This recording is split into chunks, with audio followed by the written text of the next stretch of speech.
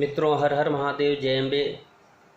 मैं ज्योतिषाचार्य पंडित राजीव पाठक YouTube channel के माध्यम से आप लोगों के समक्ष पुनः उपस्थित हूँ और आज हम चर्चा करेंगे नाड़ी के ऊपर। वैवाहिक जीवन यापन करने से पूर्व, वैवाहिक जीवन स्थापित करने से पूर्व हम कुंडली मेलापक का विचार करते हैं। हमारे भारतीय ज्योतिष शास्त्र के अंतर्गत ग्रंथों के अनुसार 3 प्रकार की नाड़ी बताई गई है: आदि नाड़ी, मध्य नाड़ी तथा अंत्य नाड़ी। मित्रों, आज के समाज में कितना उथल पथल चल रहा है। आए दिन तलाक की स्थिति देखने को मिलती है, संबंध विच्छेद हो जाते हैं, आपस में टकराव रहता है। इसमें हम अगर विवाह के पूर्वक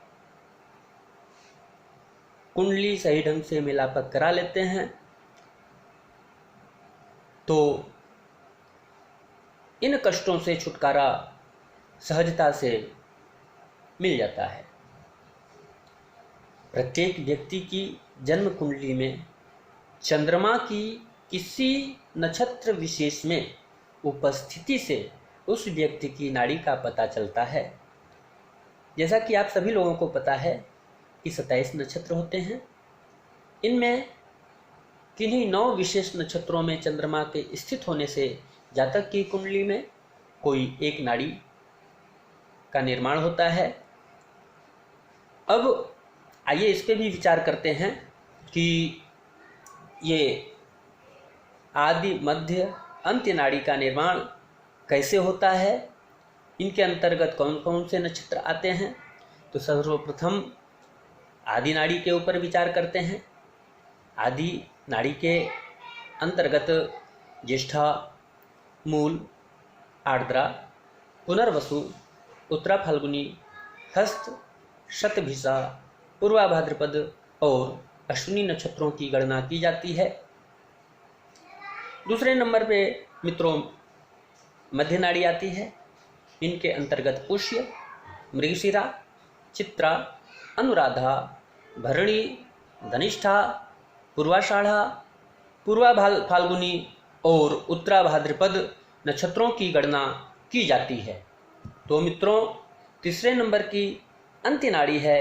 अंत्य नाड़ी के अंतर्गत स्वाति, विशाखा, कृत्तिका, रोहिणी, श्लेषा, मघा, उत्तराषाढ़ा, श्रवण और रेवती, इन नक्षत्रों की गणना अंत्य नाड़ी के अंतर्गत किया जाता है। तो मित्रों, विवाह में वर वधू के गुण मिलान में नाड़ी का बड़ा ही महत्व है। इसी से ज्ञात होता है कि 36 गुणांक में 8 गुणांक नाड़ी के होते हैं।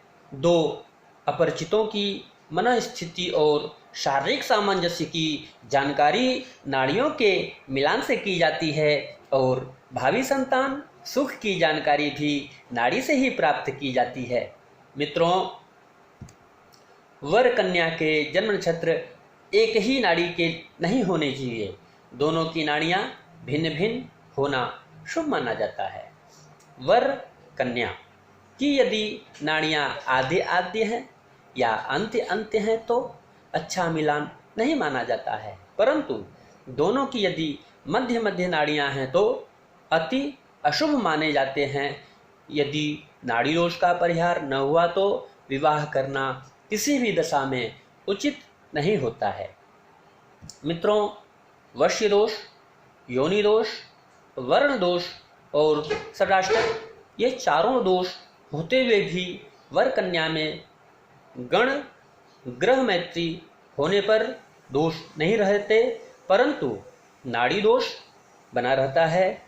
नाड़ी दोष का विचार विशेष करके ब्राह्मण वर्ग में अवश्य करना चाहिए, क्योंकि शास्त्रों में ब्राह्मणों को विशेष रूप से नाड़ी दोष विचार करने का उल्लेख मिलता है। तो मित्रों, आइए नाड़ी दोष का परिहार क्या है उस पर विचार करते हैं। यदि वर वधू का जन्म नक्षत्र एक ही हो परंतु दोनों के चरण भिन्न भिन्न हो तो नाड़ी दोष लागू नहीं होता है।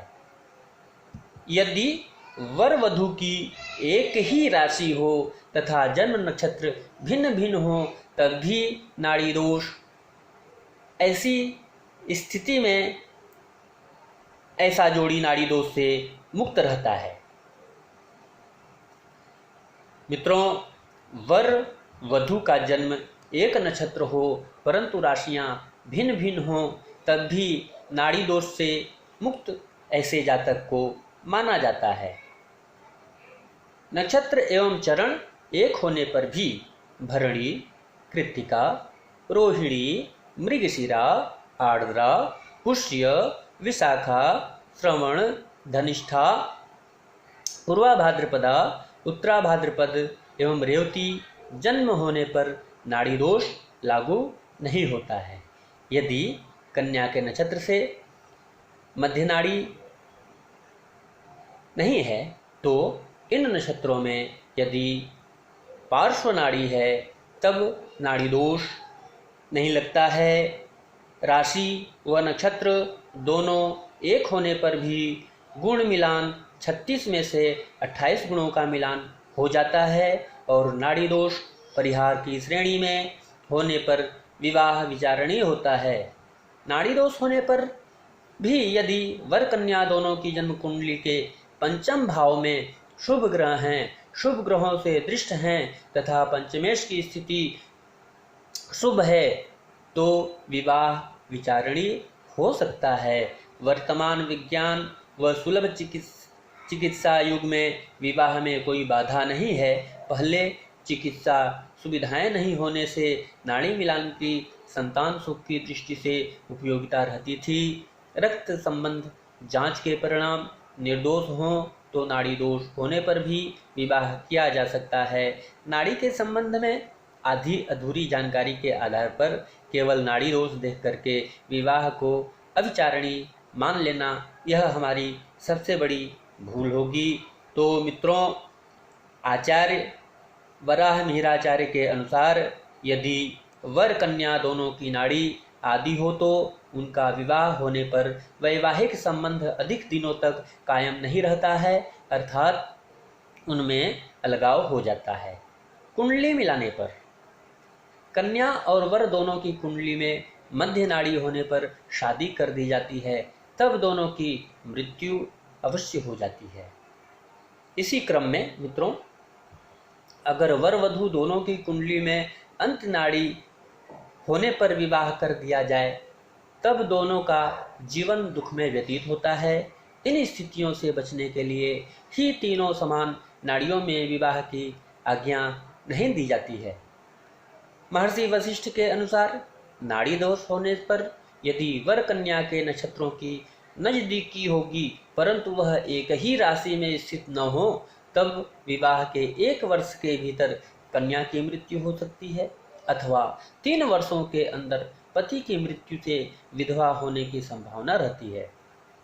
मित्रों, आयुर्वेद के अनुसार आदि, मध्य और अंत ये जो तीनों नाड़ियाँ ज्योतिष शास्त्र के अंतर्गत बताई गई हैं, यही अगर आयुर्वेद में हम देखते हैं तो वहाँ पे भी 3 प्रकार बताया गया है। वात, पित्त एवं कफ की संज्ञा दी गई है।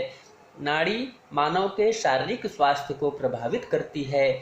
मान्यता है कि इस दोष के होने पर उनकी संतान मानसिक रूप से विकसित नहीं होती है, शारीरिक रूप से अस्वस्थता बनी रहती है। नाड़ी दोष के उपचार के लिए पीयूष धारा के अनुसार स्वर्णदान, गोदान, वस्त्रदान, अन्नदान, स्वर्ण की सर्पाकृति बनाकर प्राण प्रतिष्ठा तथा महामृत्युंजय जप करवाने से नाड़ी दोष शांत हो जाता है। कहने का तात्पर्य यह है कि मित्रों, लड़का लड़की की एक समान नाड़ियां हो तो उनका विवाह पहले तो वर्जित कर देना चाहिए, क्योंकि उनकी मानसिकता के कारण उनमें आपसी सामंजस्य होने की संभावना कम रहती है, टकराव की संभावना अधिक पाई जाती है। इसलिए हमको कुंडली में लापक करते समय इस विषय पे हमको अवश्य ध्यान देना चाहिए, जहाँ तक हो सके इसका परिहार कर देना चाहिए। इससे आने वाले दाम्पत्य जीवन में जो विघ्न बाधा है उनसे मुक्ति मिलेगी और सुखमय जीवन यापन होगा।